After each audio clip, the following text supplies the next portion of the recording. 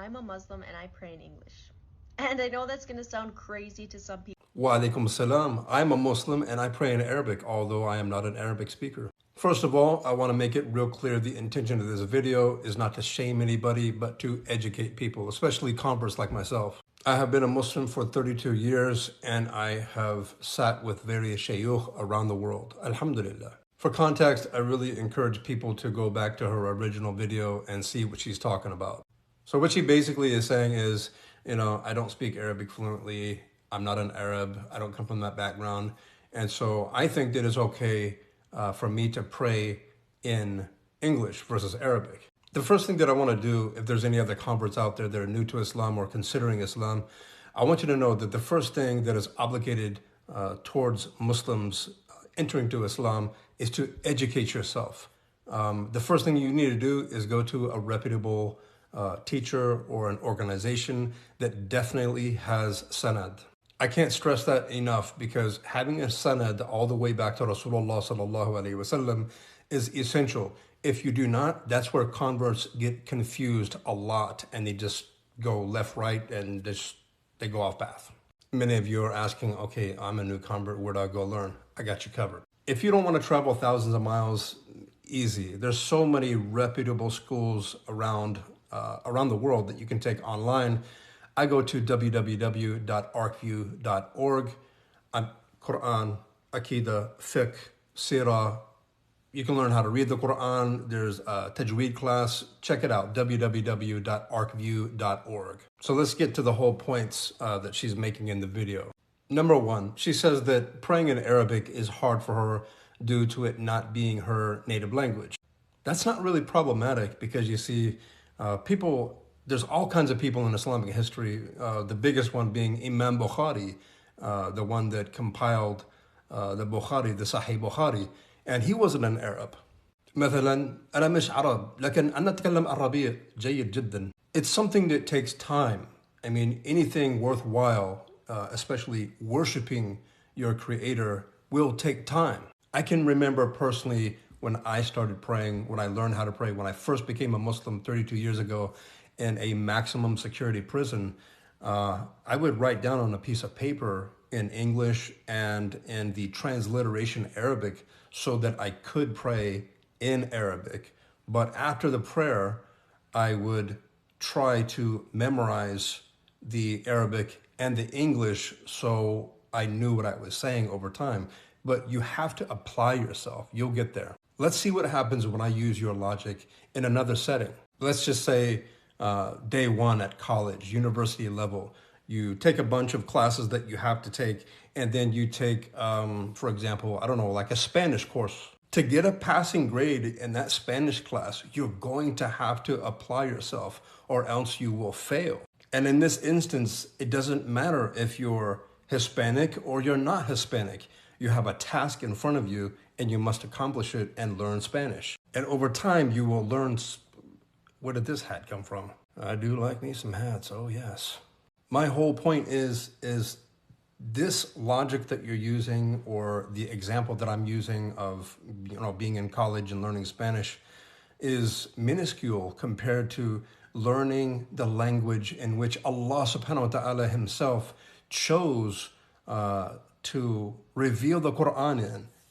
You don't have to speak Arabic. You don't have to read Arabic. You don't have to make dua in Arabic. But what you do have to do is pray in Arabic. First thing is first, learn Fatiha. Those are 7 lines that you can very easily learn. It might take you a day. It might take you a week. It might take you a month, but you must learn it.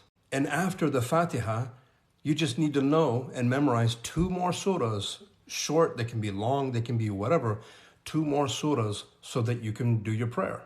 Surah Fatiha, 7 lines. Surah Ikhlas, 4 lines. Surah Kawthar, 3 lines. And you're done. That's all you need to do is, 7 Fatiha, 4 Ikhlas, and 3 Kawthar.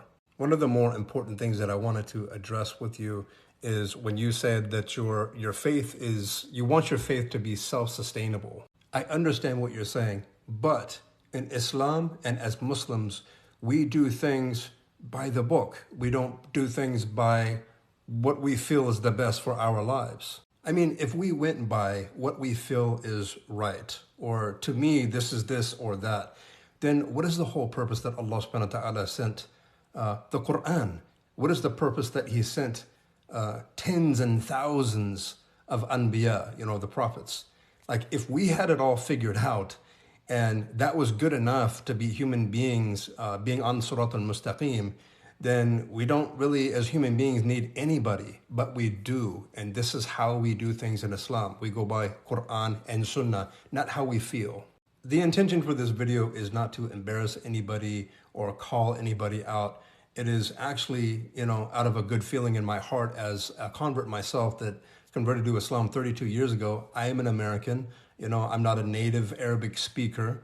I wasn't raised like that. But still, I make it a point of doing the best that I can, especially in ibadah. This is a gentle reminder to all the converts out there that we need to be doing better, and we cannot invent our own religion that fits with our lifestyle or do it the way that we want to do it.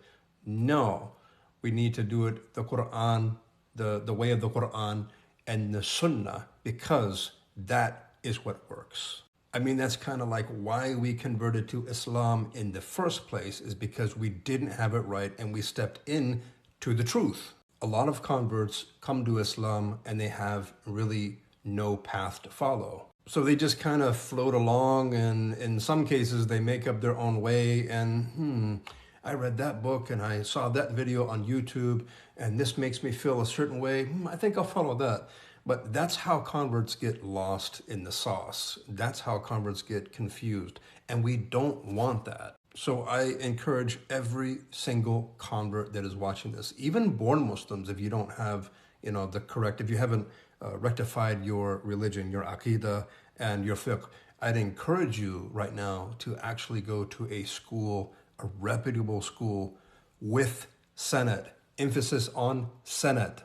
I wish every single convert out there, every single born Muslim out there, every single person out there that is considering becoming a Muslim, I wish you the best. And that is the whole reason and intention behind this video. Remember, go out there, get your education. You don't have to, travel thousands of miles or go here or go there or spend, thousands and hundreds of dollars. There's a lot of places online like www.arcview.org that you can go and you can learn for like pennies. Like you can learn at arcview.org for $10 a month. And your teacher is somebody that has a sanad all the way back to Rasulullah sallallahu alaihi wasallam. Okay, that's all I have to say.